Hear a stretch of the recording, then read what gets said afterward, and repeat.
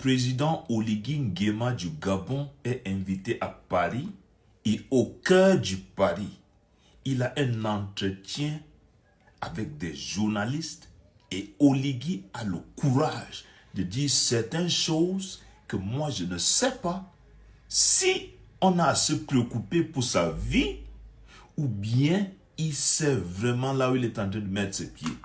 J'avoue vraiment que je ne suis pas trop fan d'Oligui, mais je l'accompagne et je vois tous ces derniers temps ce qu'il est en train de faire dans son pays et moi j'apprécie. Tout de même, il y a des choses qui font que moi je n'aime pas, surtout ces coupures des réseaux sociaux et consorts. Ça, c'est des trucs que moi je ne vois pas pourquoi est-ce que le président Oligui doit faire ça. Mais hier à Paris, il y a quand même quelques 4 points qui m'ont retenu l'attention. La première des choses, on lui dit pourquoi est-ce qu'il est venu en France et comment est-ce qu'il va négocier, comment est-ce qu'il est en train de négocier avec la France. Il dit qu'ils sont venus pour négocier des contrats sur le point de la souveraineté du Gabon. Ça, rester à Paris et dire ça, c'est pas facile, hein? Et il dit que le Gabon est sur le chemin de diversifier ses partenariats. Et que le Gabon veut un partenariat transparent.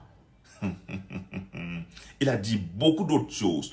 On part sur le point des pays de l'AES, on lui dit comment est sa relation avec ces pays-là. Il a dit qu'il faut que vous laissez les pays de l'AES en paix. Oligui a dit qu'ils vont décider à leur moment de faire les élections quand ils veulent. Et que tout de même, eux, les présidents de l'AES, sont ses frères d'armes et pas seulement ça. Ce sont des présidents aussi comme lui. Et donc, les journalistes et les gens n'ont qu'à laisser les dirigeants de l'AES en paix. On lui demande sur la dette et toutes ces histoires avec l'FMI, la Banque mondiale et toutes ces banques qui sont en train d'endetter les Africains. Il est dit qu'il est en train de questionner tout ce que ce soi-disant dette et consort est en train d'être fait dans son pays, le Gabon. Et il a donné des exemples où on dit qu'on a inauguré une route, mais il part là-bas, il n'y a rien qui avait été fait. Et il part jusqu'à dire qu'actuellement, au Gabon, il y a des experts qui sont déjà en train de faire l'audit de toutes ces dettes que le Gabon a. Et que c'est basé sur ce qu'on aurait pu faire. Parce qu'il ne voit que la dette, il ne voit pas comment cette dette avait été mise en pratique. Où sont des réalisations? C'est ce qui se demande. Et il dit que basé sur ça, il a demandé à ce que toutes ces dettes soient suspendues, qu'on ne paye plus rien jusqu'à ce que les audits soient faits. On lui demande sur ses interactions avec les Gabonais, il dit que le Gabon avait l'habitude, lorsqu'un président bat campagne, après avoir gagné, il doit faire les tournées du pays pour visiter et cela coûtait 2 fois plus de 15 milliards. On dit 15 milliards de francs CFA pour faire une tournée et remercier la population. Il les demande. Ces 15 milliards, ça ne peut pas construire des écoles. Il dit que pour cela qu'il préfère de temps en temps, lorsqu'il n'a rien à faire des week-ends, rendre visite dans des pays de l'intérieur pour comprendre des réalités de sa population. Et que c'est basé sur ça qu'il sait ce que les peuples sentent et comment il peut faire pour les aider pratiquement. Famille, avec tout cela, moi, je comprends qu'un militaire reste un militaire. Quand un militaire est au pouvoir, quoi que ce soit, vous verrez quand même certaines réalisations par part de sa gouvernance durant son temps. Vraiment, chapeau à Oligui. Et je crois qu'il sait vraiment ce qu'il est en train de faire. Parce que ce qu'il a fait là, certainement, Paris n'est pas content du tout. Pourquoi les pays africains payent la dette? Une dette qu'ils n'ont pas contractée. Une dette qui leur a peut-être été imposée. Et si vous ne la payez pas, vous courez des sanctions et même votre notation de votre pays pourrait se dégrader. En visite officielle en France, le président gabonais Brice Oligui Nguema a tenu à se prêter au jeu des questions-réponses avec les journalistes. Et avec son courage de militaire et sans langue de bois, s'est attaqué aux problèmes qui appauvrissent l'Afrique, la dette. Suivons le général Oligui Nguema. Alors, merci madame, nous allons parler de la dette. Et j'ai toujours été franc. Souvenez-vous de ce que Sankara disait à l'époque aux Nations Unies. Pourquoi je paye la dette? Une dette que je n'ai pas contractée, une dette qui peut-être m'a été imposée et que je ne vois pas des réalisations. Vous le dites si bien, la situation se dégrade sur les notations. Mais est-ce que le peuple vit des notations? Est-ce que le peuple mange les notations? C'est là qu'il faut se poser la question. Je suis parti aux élections présidentielles pour la première fois dans mon pays où toutes les échéances ont été payées, que ce soit la Banque mondiale, la BAD, l'AFD et autres, le FMI, tout avait été payé. Et pourquoi aujourd'hui il y a cette situation? Parce que nous avons constaté que certains projets menés avec ces opérateurs n'ont pas abouti, n'ont pas donné l'effet escompté par le peuple. Et je peux vous prendre des exemples. Vous avez la route Ndende-Doussala, 32 km, financée par ces mêmes banques qui nous dégradent les notes et que nous payons chaque échéance. La route n'est pas réalisée. Dois-je continuer à payer? Nous avons le projet de l'eau. Regardez au Gabon, les gens se plaignent de l'eau. Oui, je suis attaqué chaque jour pour de l'eau qui n'arrive pas au ménage. Il n'y a pas d'eau au robinet. Savez-vous combien nous avons dépensé pour ce projet?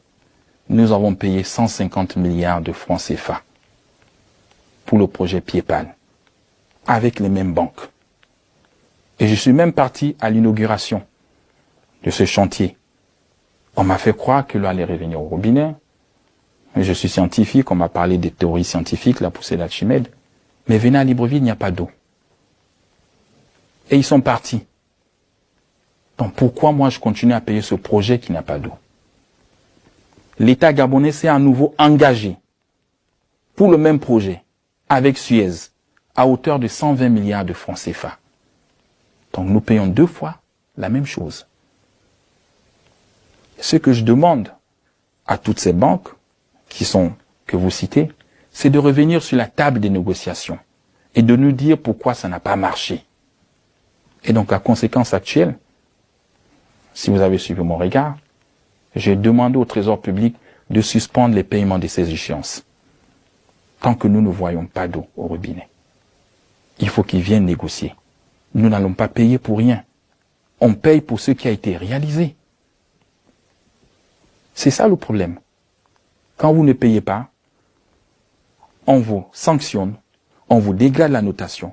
Mais quand vous payez et que les projets ne suivent pas, vous faites comment? Donc pourquoi on doit continuer à payer? Il faut qu'on s'assied sur une table et qu'on négocie. Et avec le FMI, je l'ai dit, nous allons arriver à un programme où nous allons signer. Mais je n'ai pas envie d'aller dans un programme si ma dette n'est pas auditée. Donc c'est nous-mêmes qui avons demandé l'audit. C'est moi qui demande l'audit. Je veux savoir sur quoi je signe, sur ce que je dois. Mais je ne vais pas aller dans un programme avec le FMI où il n'y a pas d'audit. On me dit tu dois tant de milliards, tu dois tant, mais c'est pas audité. On est parti sur 3 montants. Lorsque nous avons fait la transition, il y avait un montant. Au milieu de la transition apparaît un autre montant. Aujourd'hui, on vous donne un autre montant. Quel est le vrai montant de cette dette? Je veux savoir en tant que chef d'État. Et donc aujourd'hui, je pense qu'il y a des audits qui se font à Libreville. Et il y a des cabinets qui sont en train de faire des audits sur notre dette. Et après, nous allons signer avec le FMI. Je suis en phase de travailler avec le FMI, en toute transparence. Le peuple attend de moi. Moi-même, je suis allé. Nous avons lancé les travaux avec cette banque. À la télé, filmé. Mais on ne le fait pas pour la campagne. Moi, je ne fais pas des choses pour aller aux élections. Je fais des choses pour mon peuple. Parce que je suis franc et je suis sincère. Ce que je peux, je le fais. Nous sommes allés en Ndende-Doussala. La campagne est finie il y a bien longtemps. Nous avons payé. Mais cette route n'a pas abouti. Je vais peut-être citer ici un opérateur, Ebomaf, que j'ai fait venir à Libreville, qui est en train de me livrer 81 km de route avec 2 péages. Donc, pourquoi on doit continuer à payer? Il faut qu'on s'assied sur une table et qu'on négocie. Et avec le FMI, je l'ai dit, nous allons arriver à un programme où nous allons signer. Mais je n'ai pas envie d'aller dans un programme si ma dette n'est pas auditée. Donc c'est nous-mêmes qui avons demandé l'audit. C'est moi qui demande l'audit. Je veux savoir sur quoi je signe, sur ce que je dois. Mais je ne veux pas aller dans un programme avec le FMI où il n'y a pas d'audit. On me dit tu dois tant de milliards, tu dois tant, mais c'est pas audité. On est parti sur 3 montants. Lorsque nous avons fait la transition, il y avait un montant. Au milieu de la transition apparaît un autre montant. Aujourd'hui, on vous donne un autre montant. Quel est le vrai montant de cette dette? Je veux savoir en tant que chef d'État. Et donc aujourd'hui, je pense qu'il y a des audits qui se font à Libreville. Il y a des cabinets qui sont en train de faire des audits sur notre dette. Et après, nous allons signer avec le FMI. Je suis en phase de travailler avec le FMI, en toute transparence. Pourquoi veux-je parler ce soir? Et notamment au président Brice Clotaire Oligui Nguema. Vous notez que je l'appelle président. Pourquoi je l'appelle président? Parce que après 1, 2 et bientôt 3 années, il n'y a aucune autre figure qui émerge pour diriger le Gabon entre-temps. De facto, il est devenu par le fait. C'est le général président du Gabon. Les opposants, même les plus purs et les plus durs, l'appellent comme cela au Gabon. Ok, accordons-le lui. Il est président de fait du Gabon. Comme Biya est président de fait du Cameroun, Ouattara président de fait, tout naturellement, de la Côte d'Ivoire, et beaucoup sont présidents de fait sur ce continent. Des présidents de facto. Ok, notons ça. Ne parlons pas des élections. Une fois que j'ai donc écarté les 3 objections, je vais vous dire d'abord l'idée qui m'a amené à tenir cette conférence. Cette idée est la suivante. Je suis inquiet pour mon frère africain, le général Brice Clotaire Oligui Nguema. Je considère, moi qui suis un analyste politique et qui ai l'expérience de la politique africaine, que ce monsieur, il est très en danger. Mais vous comprendrez ce que je veux dire lorsque je vais procéder moré, ordonné, géométrico. Et voilà pourquoi on me dit que le général président Oligui Nguema écoute mes émissions, en disant, ah, il m'aime pas, ah, vraiment, il est méchant, ah, etc. Mais je lui demande de ne pas écouter toutes mes émissions avant, celle-ci qu'il l'écoute. Non pas parce que je veux devenir son conseiller, wallahi billahi talahi, je ne veux pas devenir son conseiller, je ne veux pas venir au Gabon, je ne lui demande rien. C'est même pas pour lui que je lui donne ses bons conseils, c'est pour le Gabon, c'est pour l'Afrique. Alors, je vais procéder comme j'ai annoncé dans le plan. Il va y avoir 3 moments. Comment est-ce qu'il est arrivé au pouvoir? Parce que si on ne sait pas comment il est arrivé au pouvoir, on ne comprend pas quel problème il a et pourquoi il s'agite comme il s'agite. Deuxièmement, quelles sont les audaces dont il est coupable? Et quels sont les dangers qui courent derrière ces audaces? Ce sera là l'objet de la 3e partie. Quels dangers sont derrière les audaces d'Oligui Nguema? Et puisque je suis au service du peuple gabonais, qui est une partie du grand peuple africain, je dirais comment je pense qu'il peut s'en sortir. Mais pas lui, le Gabon. Comment il peut s'en sortir avec le Gabon? Sans plus tarder, commençons par le début. Qui est le général Brice Clotaire Oligui Nguema? On le connaît depuis très longtemps au Gabon comme un militaire du sérail de la République gabonaise. La fonction la plus éminente qu'il ait occupée, avant de prendre le pouvoir, c'était commandant de la garde présidentielle. Mais il a été pendant très longtemps le chef d'état-major personnel des présidents de la République du Gabon qui se sont succédés pendant le temps de sa naissance. Il était encore très jeune pour voir et participer au régime de Léomba, mais il a été l'aide de camp direct de l'ancien président gabonais Omar Bongo, imposé à la tête du Gabon par la France, d'ailleurs comme son prédécesseur, Léomba, et il a été l'aide de camp et le chef d'état-major particulier du 3e président de la République gabonaise, Ali Bongo Ondimba, et c'est celui-ci qui l'a nommé d'ailleurs à la tête de la garde présidentielle gabonaise, à partir de laquelle il a pris le pouvoir. Voilà le parcours de l'homme. Je ne veux pas entrer ici dans son histoire de vie, quelles études il a faites. Non, ce n'est pas ça qui m'intéresse aujourd'hui. D'ailleurs, on peut trouver beaucoup de détails de cette nature en consultant une fiche Wikipédia sur l'homme. Mais comment Oligui Nguema, Brice Clotaire, général de brigade, commandant de la garde présidentielle, est-il parvenu au pouvoir? Il est parvenu au pouvoir grâce à trois facteurs. Il y a trois facteurs qui lui ont permis d'arriver au pouvoir. Premier facteur, l'affaiblissement du régime des Bongo, qui sont ses oncles, selon toutes les données en notre possession. Affaiblissement du régime des Bongo, non seulement le long règne d'Omar Bongo, le pâtre de la France-Afrique gabonaise, mais ensuite le long règne qui avait commencé, celui donc d'Ali Bongo, le fils d'Omar. Je n'entre pas dans le débat sur il est le fils, il n'est pas le fils. Pour moi, objectivement et incontestablement, Ali Bongo est le fils d'Omar Bongo et de sa femme, eh bien, Patience Dabani, Madame Bongo.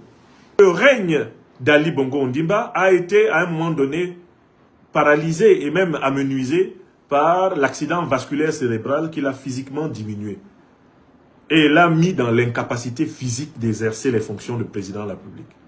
Donc, le long règne des Bongo a épuisé non seulement les Gabonais, mais il a même épuisé l'ancien président gabonais. Parce que Ali Bongo est né dans le pouvoir. Il a grandi dans le pouvoir. Il a évolué dans le pouvoir. Et il a été fatigué par le pouvoir. Et c'est le pouvoir qui l'a rendu malade. Et, précisément, Brice Clotaire Oligui Nguema, officier de proximité, a vu dans la proximité le régime Bongo s'affaiblir, les Bongo s'affaiblir. Premier facteur, l'affaiblissement physique et psychique même, et des Gabonais et des Bongo eux-mêmes. Deuxième facteur qui a permis l'arrivée de Brice Clotaire Oligui Nguema au pouvoir, la division à l'intérieur de la famille Bongo. Cette division qui s'est cristallisée par la crispation entre les deux belles-sœurs. Madame Ali Bongo Ondimba, Sylvia Bongo, et la grande sœur d'Ali Bongo Ondimba, eh bien, Pascaline Bongo, s'entendaient comme chien et chat. Et dès lors, à l'intérieur même de la famille Bongo, il n'était plus question d'accepter qu'après Ali, et ça c'était la position de Pascaline Bongo, qui est là, et qui est en réalité la véritable bergère symbolique du pouvoir d'Oligui Nguema, il n'était pas question d'accepter une succession de type patriarcal, comme celle qui avait eu lieu entre Omar et Ali. Pascaline ne voulait pas qu'Ali Bongo permette au fils de Sylvia Bongo, à savoir Noureddine, de succéder à son père, selon la tradition france-africaine. Le conflit est né de là, d'autant plus que Sylvia Bongo, pour Pascaline, lui avait manqué de respect, elle, la grande royale du palais présidentiel du bord de mer de Libreville. Oligui Nguema est l'homme qui va servir, le règlement de compte entre Pascaline et Sylvia, au détriment d'Ali, qui déjà est diminué par l'AVC, par l'hémiplégie qui paralyse la moitié de son corps, de son cerveau et de tous ses pouvoirs. Voilà le deuxième facteur qui a permis à Brice Clotaire Oligui Nguema de se glisser et de prendre le pouvoir. Parce qu'il était soutenu par une partie importante de la famille Bongo, puisque celle-ci était divisée. J'ai rappelé le duel entre les deux femmes. Quand deux femmes ne s'entendent pas dans un pouvoir, ce pouvoir est mort. Il y a un troisième facteur qui a permis à Brice Clotaire Oligui Nguema d'arriver au pouvoir, c'est la France. Pourquoi? Parce que Ali Bongo Ondimba avait entrepris de prendre un certain nombre de libertés envers la France qui a créé la République gabonaise. La France qui a créé Léomba. La France qui a créé Omar Bongo. La France même qui a organisé la passation de pouvoir à Paris entre Léomba et Omar Bongo considère le Gabon comme son propre pipi. Et comme le disait un homme politique ivoirien, un caïman ne peut pas sortir du pipi que la France même a pissé pour venir mordre la France. Mais qu'est-ce qui va se passer? Ce qui va se passer, premièrement, c'est que, objectivement, il ne pourra pas transformer la société et l'économie gabonaise. Pourquoi? Parce que la société et l'économie gabonaise sont entre les mains de la France et entre les mains des institutions financières internationales. Son agitation soporifique, épidermique et artificielle qu'il fait ne bouge aucune des catégories fondamentales de la domination. Le Gabon est sous le contrôle militaire français, il est sous le contrôle monétaire français, il est sous le contrôle sécuritaire franco-américain. Et à tout moment, quand ils vont estimer qu'il s'est galvaudé, qu'il s'est transformé en monnaie de rechange, en billet frelaté de monnaie, ils vont le dégager par un coup d'État tout aussi insignifiant que celui qui l'a amené. Voilà la première conséquence.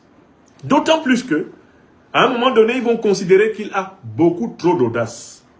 Et que ces audaces risquent de produire, à un moment donné, une prise de conscience dans la société gabonaise contre les intérêts du néocolonialisme français et de l'impérialisme américain.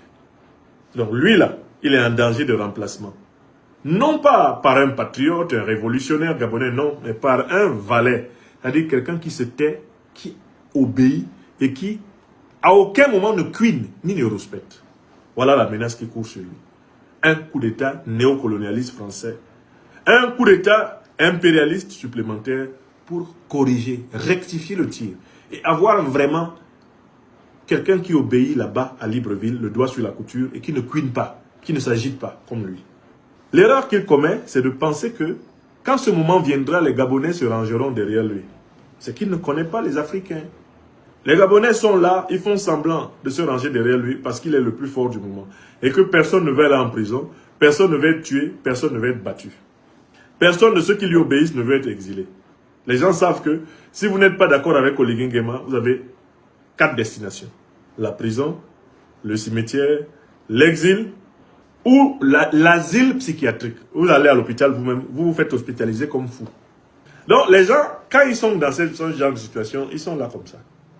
Un jour, pour nous va arriver.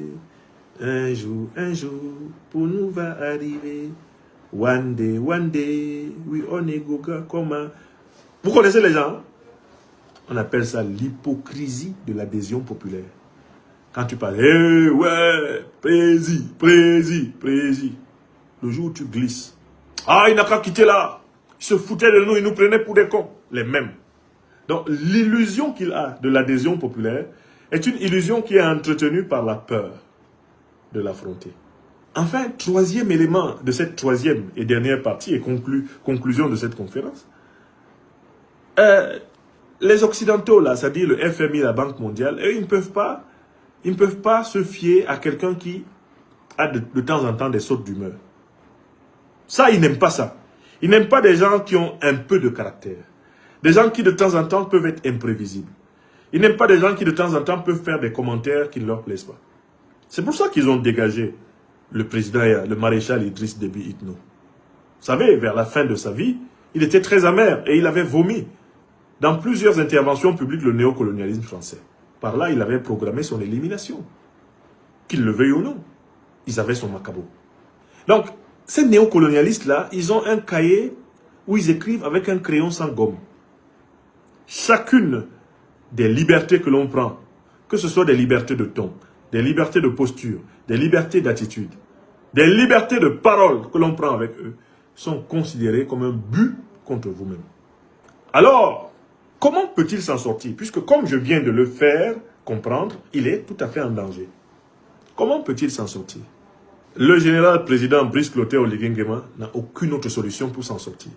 Si ce n'est, premièrement, chercher des alliances internationales qui lui permettent de s'affranchir de la domination française et américaine. Ça, c'est un. Chercher des alliances internationales qui lui permettent de s'en sortir de la domination française et américaine. Les nouer.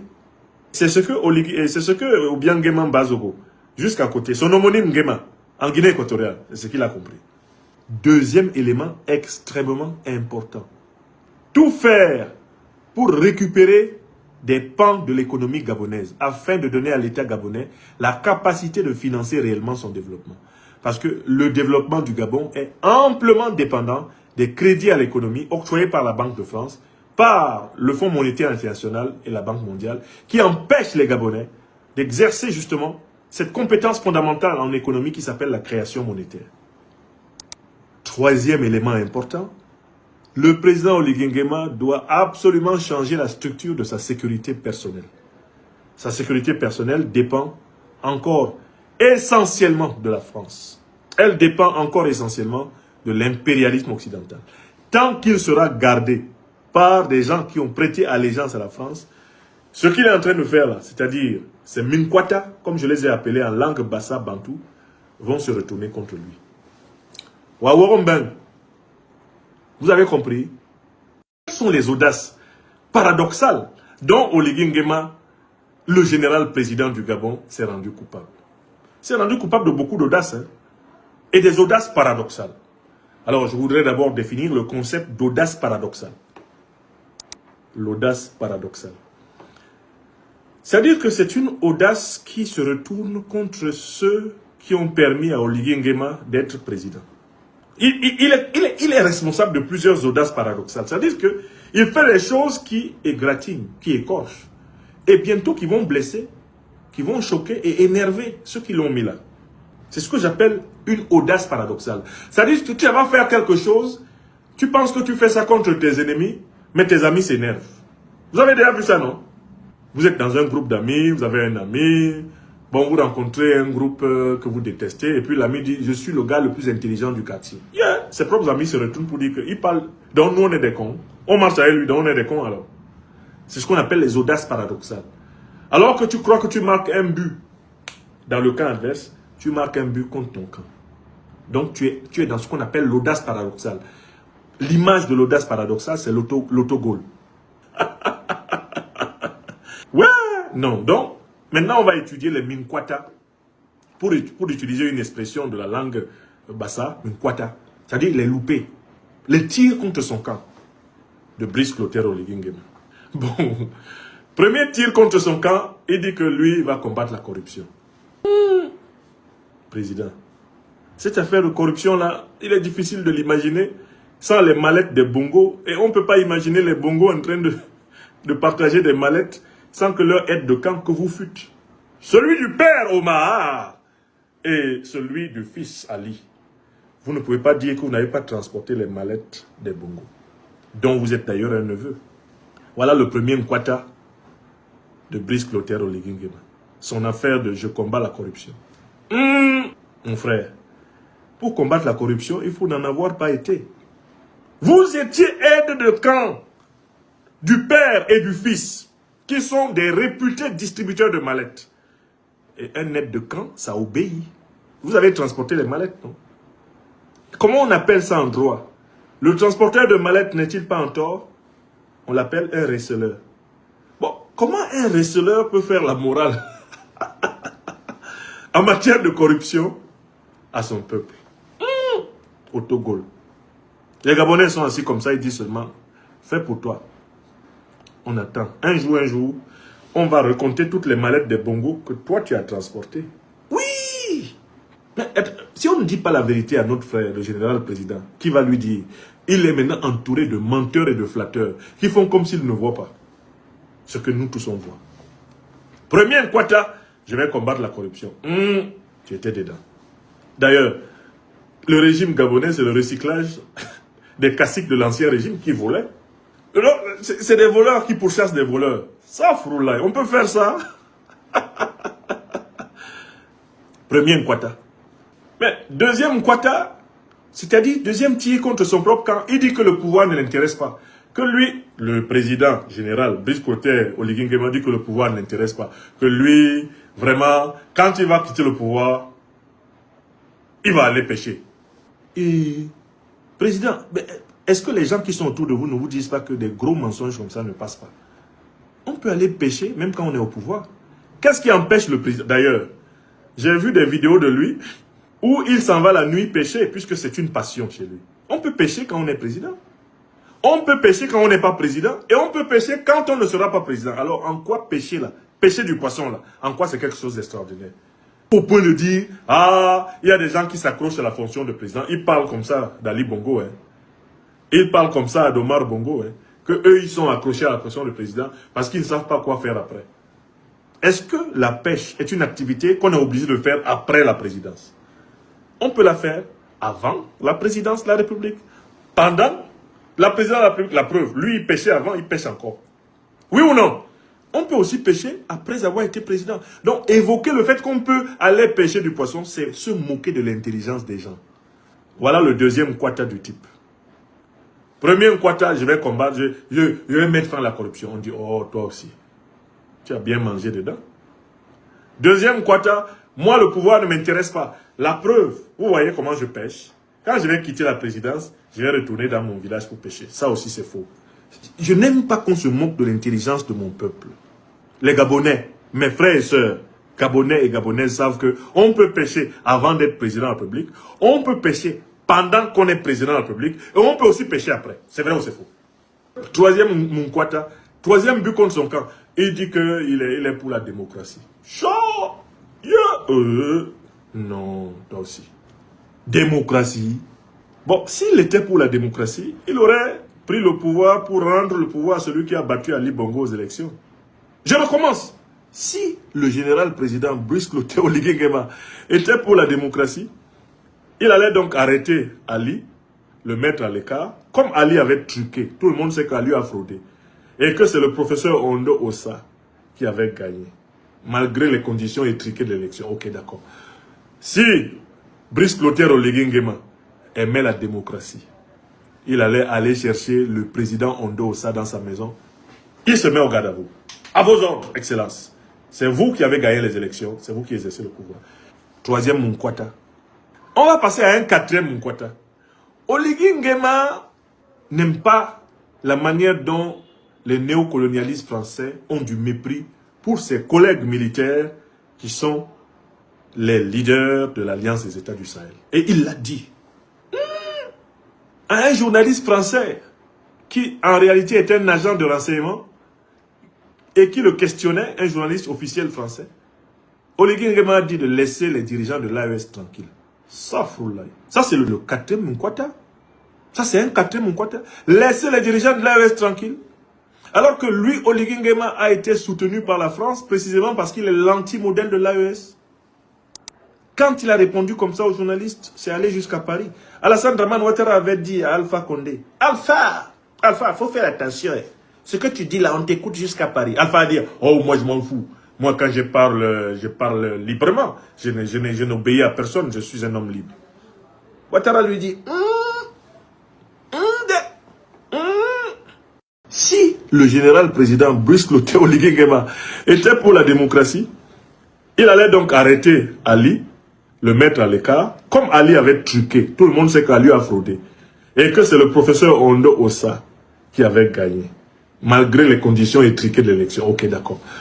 Si Brice Clotaire Oligui Nguema aimait la démocratie, il allait aller chercher le président Ondo Ossa dans sa maison. Il se met au garde à vous. À vos ordres, Excellence. C'est vous qui avez gagné les élections, c'est vous qui exercez le pouvoir. On vient d'écouter Franklin Nyamsi, un panafricaniste, mais qui est aussi actuellement, je crois, conseiller des pays de l'AES. Il explique dans cette vidéo que Oligui Nguema, le président gabonais, ne respecte pas la démocratie. Et en soi, il a raison, Franklin, parce qu'en 2023, Oligui Nguema a pris le pouvoir au président élu qui est Albert Andossa. J'ai d'ailleurs interviewé le professeur Andossa qui affirme avoir les procès-verbaux qui prouvent son élection. Mais Oligui Nguema, le président actuel du Gabon, se fout de ses PV parce que, à la suite du coup d'État, il a annoncé lui-même avoir annulé les élections et l'a fait de manière arbitraire. Mais ce qui est plus grave, c'est que, au-delà de ne pas avoir respecté la démocratie dans les faits, il n'a pas l'air de la respecter même en pensée. Je vous rappelle le meeting d'Oyem, où Oligui a imagé sa prise de pouvoir en la comparant à une chasse. Il a fait une métaphore en racontant l'histoire d'un oncle et de son neveu.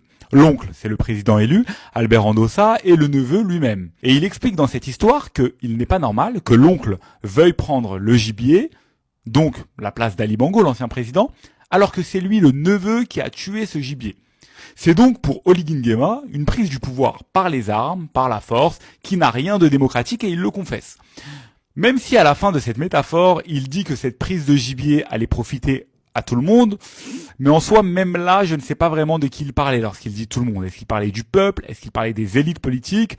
Dans tous les cas, la métaphore est hasardeuse. Et pour répondre à cette métaphore, on pourrait citer l'analogie de Jean-Louis Billon, le chef d'industrie le plus important de Côte d'Ivoire. Il a fait une analogie en expliquant que si les boulangers avaient des armes, ça serait eux au pouvoir à la place des militaires.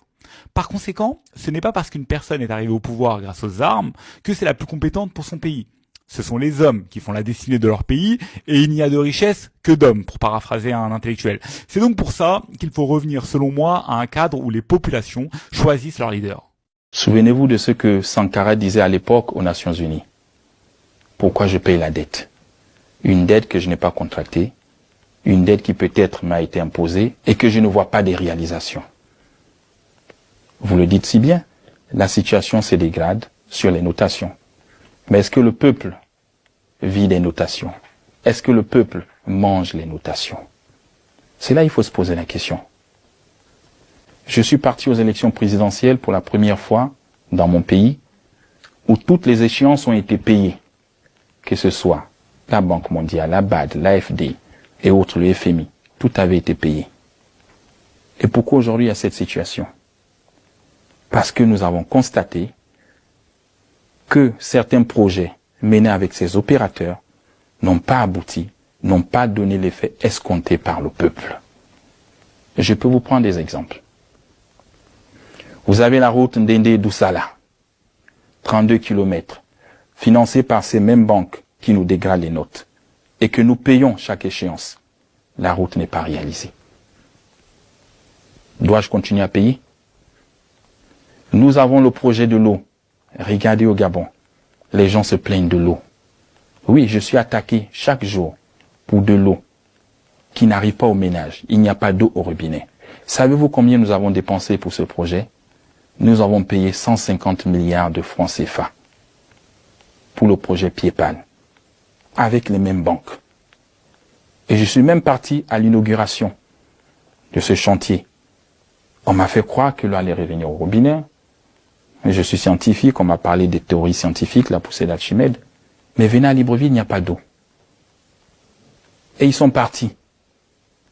Donc pourquoi moi je continue à payer ce projet qui n'a pas d'eau? L'État gabonais s'est à nouveau engagé pour le même projet avec Suez à hauteur de 120 milliards de francs CFA. Donc nous payons 2 fois la même chose. Ce que je demande à toutes ces banques que vous citez, c'est de revenir sur la table des négociations et de nous dire pourquoi ça n'a pas marché. Toutes mes admirations au président gabonais, j'ai cité son Excellence Brice Clotaire Oligui Nguema pour son allocution face au FMI. Le président exige des audits. Ce sont des discours vraiment qui font plaisir, qui te rendent fier de ton pays, que d'avoir un président qui veut évoluer en toute clarté, en toute lumière. Il doit signer sur une dette, mais il faut des audits. Il doit savoir pourquoi est-ce qu'il signe. Dans ce monde mondialisé, où certaines surpuissances ou bien certains organismes veulent prendre le dessus de l'ascendance sur les autres ou bien sur les États, il faut bien que ces États-là qui collaborent avec certains organismes puissent faire preuve de vigilance. Parce que lorsqu'on a un manque de vigilance, on va nous infliger quelque chose dont on ignore les origines. On se demande, voici le montant par exemple à signer. Mais ce montant-là vient d'où? On est même étonné. Pourquoi? Parce qu'on a l'habitude de boire, sans questionnement. Vraiment, c'est une sorte de révolution. Hein? C'est une sorte de révolution, surtout à l'heure actuelle, que de tenir un discours comme celui du président gabonais. Et je suis fier d'entendre ça. Vraiment, ça fait plaisir. Ça fait plaisir que d'avoir ce type de chef d'État qui veut que les choses soient faites en toute clarté. Et nous sommes fiers de ça. Bravo, monsieur le président. Que Dieu vous bénisse encore. Holden, nos théologiens, pour vous servir.